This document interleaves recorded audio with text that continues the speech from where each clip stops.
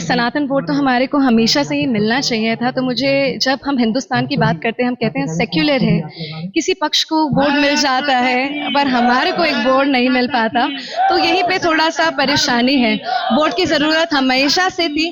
आज युवा जागरूक हो रहा है, हम सब इकट्ठा हो रहे हैं, तो हम उसके लिए मांग कर पा रहे हैं। मुझे लगता है कि हमारी रिस्पॉन्सिबिलिटी है कि सरकार सुने, तभी आज सब हम अपना बिजनेस जब हम देखते हैं इतने महान महंत साथ में जुड़ रहे हैं, इतने संत जुड़ रहे हैं, इतने महागुरु जुड़ रहे हैं, अगर हम उनको शक्ति नहीं देंगे तो कैसे चेंज आएगा, कैसे बदलाव आएगा। तो मुझे लगता है हम सबको अपना काम छोड़कर काम पे भी ध्यान दें, पर इसके साथ जुड़ना ज़रूरी है।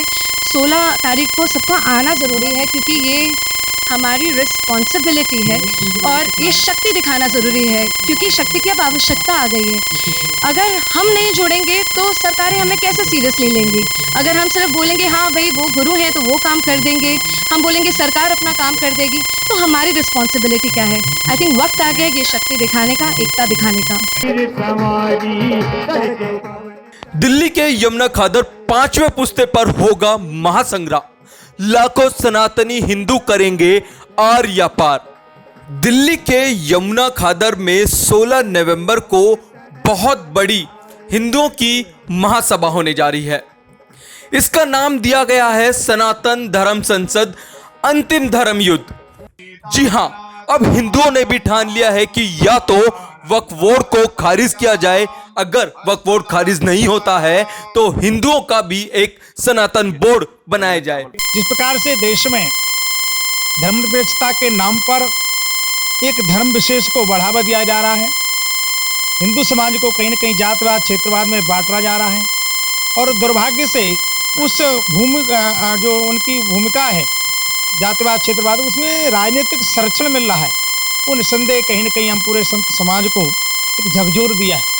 तो हिंदू समाज को किस प्रकार से बांटने का कुचक्र जो चल रहा है उसे उजागर करने के लिए आदरणीय भागवत भास्कर, विश्व शांति दूत, परम वंदनीय देवकीनंदन ठाकुर जी, जिनका समग्र जीवन वैदिक परंपराओं के संरक्षण संवर्धन के लिए समर्पित है, 16 तारीख को एक धर्म संसद होने वाला है।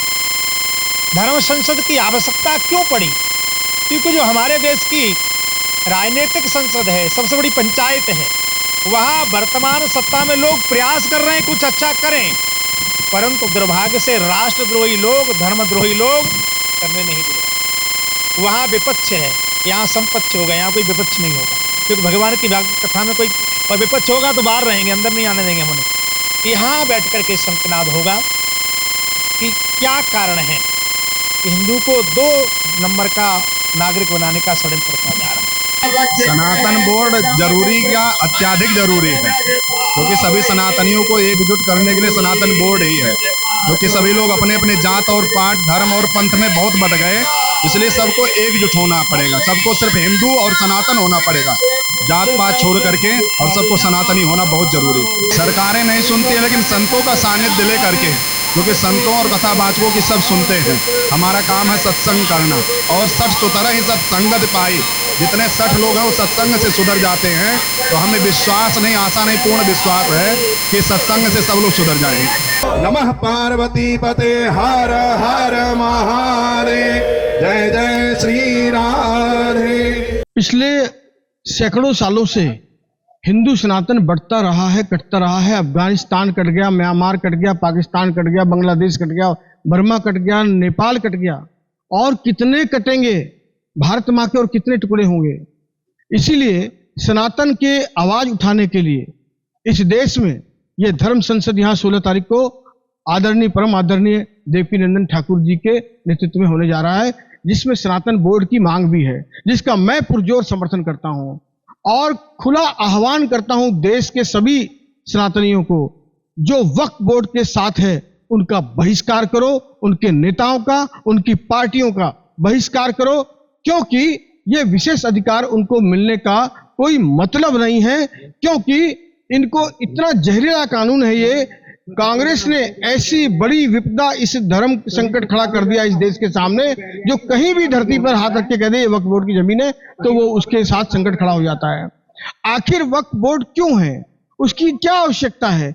और अगर आवश्यकता है तो सरकार ने जो उसके गैर जरूरी प्रावधान हैं, जो जहरीले अंश हैं, उसको ही तो ठीक करने का प्रावधान लिया है। उसके लिए बड़ी बड़ी राजनीतिक पार्टियां विरोध कर रही हैं। आखिर क्यों कर विरोध कर रही हैं?